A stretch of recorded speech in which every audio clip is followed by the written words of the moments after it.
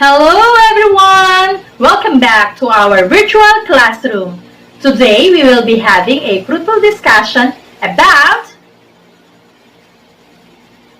and I am hoping that you are comfortable while watching and listening. Also, at the end of our learning session today, you are expected to master our learning objectives.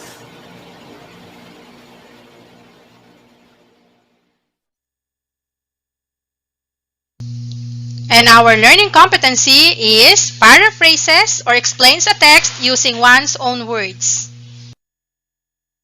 And to master our most essential learning competency, you must achieve our learning objectives. First, define paraphrase. Second, paraphrase the text. And lastly, apply the strategies in paraphrase. And before we start to our learning session today, let us have a short prayer.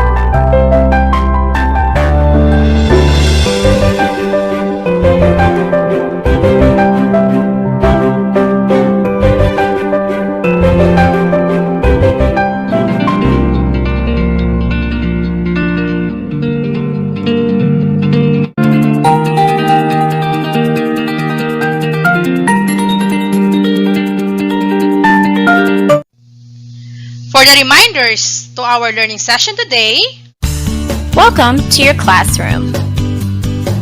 Usually, when we start school, we're able to meet our friends and our teacher in a classroom in the school building.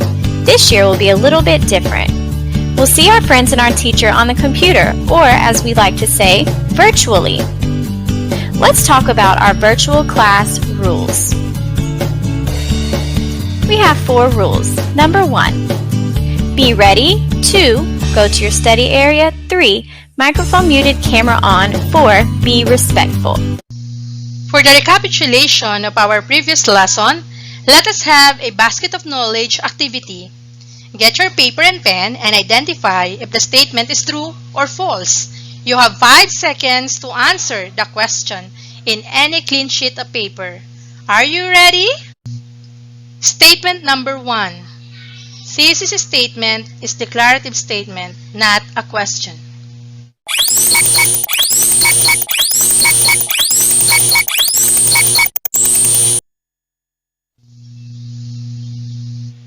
And the answer is true. It means that a thesis statement is a statement. The repetition is for emphasis. It helps us to keep in mind that a thesis statement is not a question. Statement number 2. Thesis statement is simple sentence that makes a statement or express an attitude, condition, opinion, position, or feeling about the topic.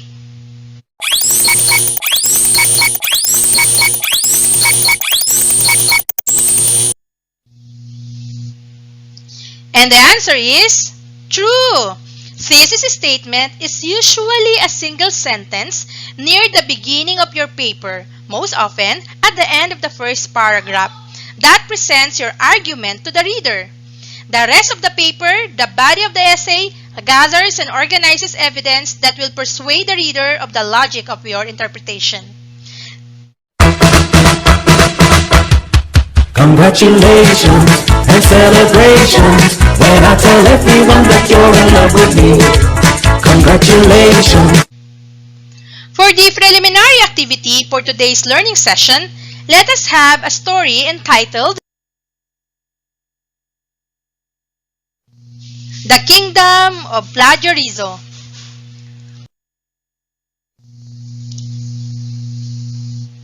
Kingdom of Plagiarism is a long-lost kingdom somewhere in the northern world of artists and creators. The people of the kingdom lost their passion in integrity in inventing new things because of their dull and unimaginative king. He is King Dul. Long time ago, the kingdom was full of happiness and new inventions. But when King Dul replaced his father from the throne, things changed. Anyone who invented new things was punished for the accusation of stealing other inventions. King Dul believed that no one has the ability to discover new things except to the people from the old civilization. He punished anyone who had self-proclaimed creativity, which for him was really impossible. One day, Rizzo asked himself, "What should I invent this time?" What made the king think that people cannot create new things? With his courage, he said, "Aha! Now I know what to bring to our king. I will create something new that will help the kingdom check all the works of its people. The free plagiarism machine is the answer." King Dul was so happy with the invented free plagiarism machine by the young boy named Rizzo. And he said, "The child is correct. With the help of free plagiarism machine, we could test if the work or invention of someone else is plagiarized or not. It also tells the percentage of plagiarized content." And all the people in the kingdom of plagiarism started to become so happy, and they made many creative things. And that's the end of the story. Now, in connection with that story, let us answer these processing questions. 1. Why do people in the kingdom of plagiarism lost their passion and integrity in inventing new things? And what is your answer? You got it right! The people of the kingdom lost their passion and integrity in inventing new things because of their dull and unimaginative king. He is King Dul. Good job! And what do you think are the implications of the story to our lesson today? And what is your answer? Very good! Do not be afraid to use your creativity in making things, and be courageous enough in making your dreams come true. Also, the story has something to do with free plagiarism software uses by many teachers, students, and freelance writers, as well as by content creators to avoid unintended plagiarism. But today, in our lesson, we will discuss a topic that will help you to avoid plagiarism without using free plagiarism software. And that topic is about paraphrasing. Do you have any idea about this topic? Yes? That's good, because this topic will help you in writing your research paper.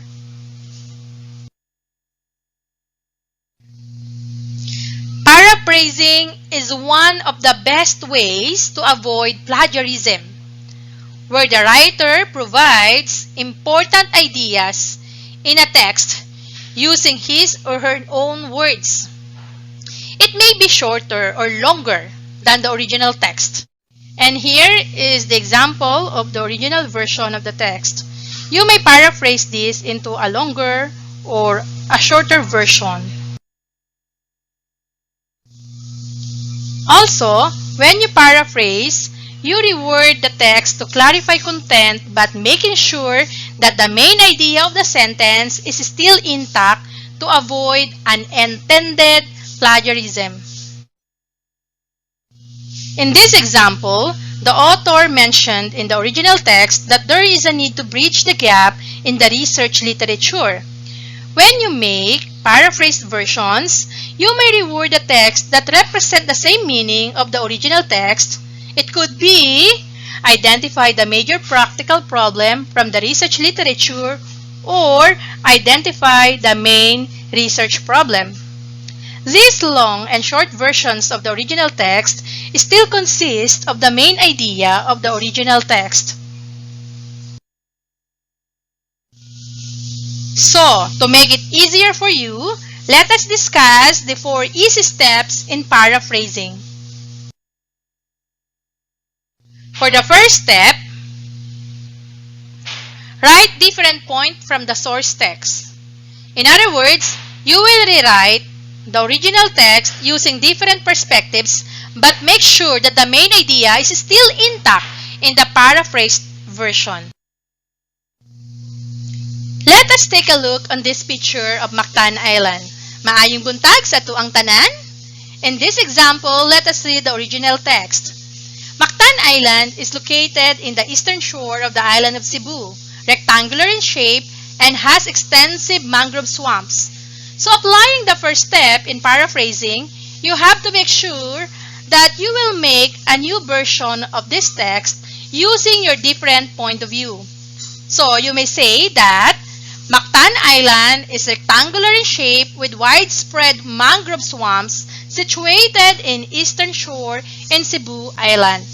You will see in the paraphrased version that the main idea in the second sentence is used right away, followed by the main idea from the first sentence to create new version of the original text.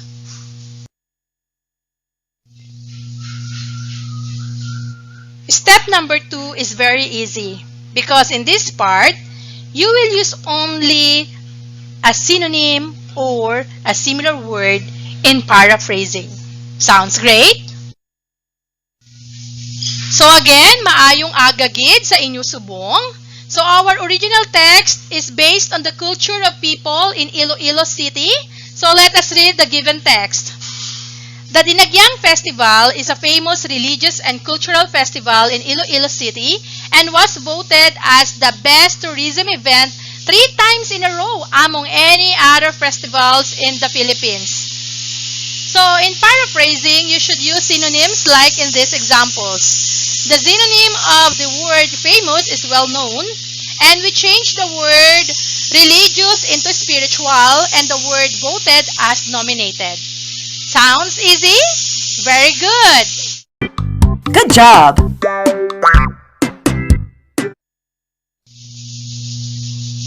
And for the third step, change the sentence structure of the original text. So this time, we will visit the culture of people in Mindanao. Maayong buntag? In this given example, we will change the sentence structure of the original text. Let us read. Weaving is a culture, an identity, and a way of life, and it's carefully handcrafted by the creative Mindanao people. Each has its own meaning for different uses. This time, we will shorten the original text, so it will become like this. Let us read. People in Mindanao has artistic ability in weaving that reflects their own culture and identity. Very easy? Good job! So let us proceed now to the last step. And for the last step, break up long sentences or combine the short sentences. So this time, let us talk about our own culture in Bulacan. Magandang araw! So we will talk about Barong Tagalog. As you see in this example, the description of Barong Tagalog from the original text is shortened in paraphrased version. We already omitted some unnecessary words to deliver the main idea of the original text.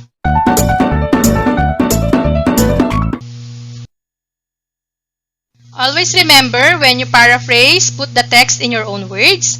Avoid copying the text, rearrange similar text, and always ask yourself if you included all the important points in your paraphrased version. So what you have learned today? Are you happy that you visited all the places in the Philippines and learned the different cultures from different places?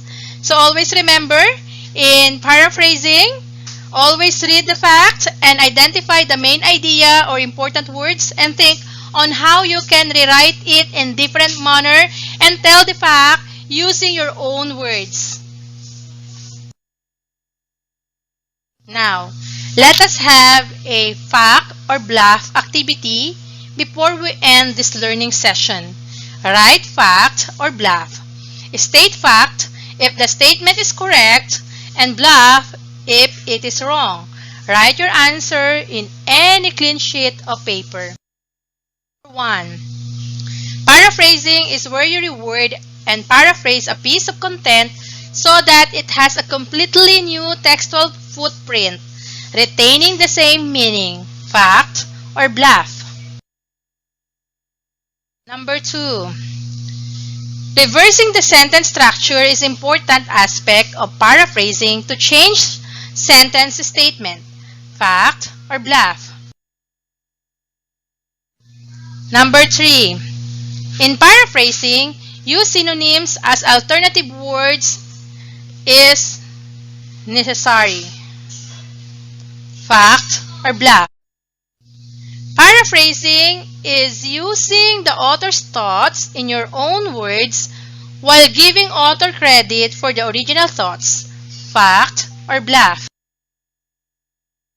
And for the last number, you can avoid plagiarism by paraphrasing, fact, or bluff.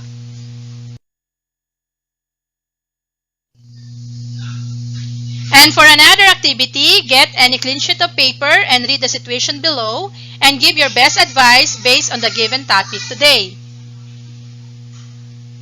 So let me read the given situation. Your brother is an achiever. He always did his best in the school just to get a good academic standing as one of the honor students. One day, he forgot to do his homework. Under pressure, he copied Shakespeare's poem entitled, "Shall I Compare Thee?" and just changed it into, "I Will Compare You," and deleted some lines of the poem. As you learn the context of proper paraphrasing, how will you advise your brother? Always remember to get the highest point in content. Your answer should be substantial, specific, and or illustrative contents showing strong development and sophisticated ideas. While in organization, it should be sophisticated arrangement of the content with evident and or unity, coherence, and emphasis in the sentence. And of course, it should be sharp, distinct, focusing on the main idea with evident awareness to the topic.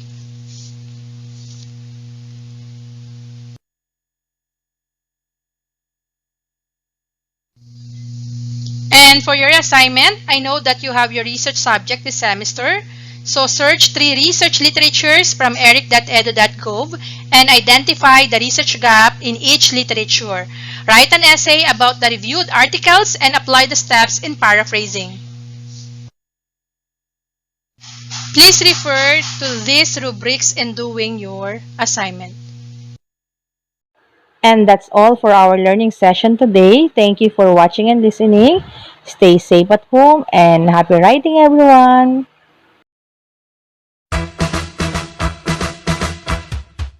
Congratulations and celebrations when I tell everyone that you're in love with me. Congratulations and jubilations, I want the world to know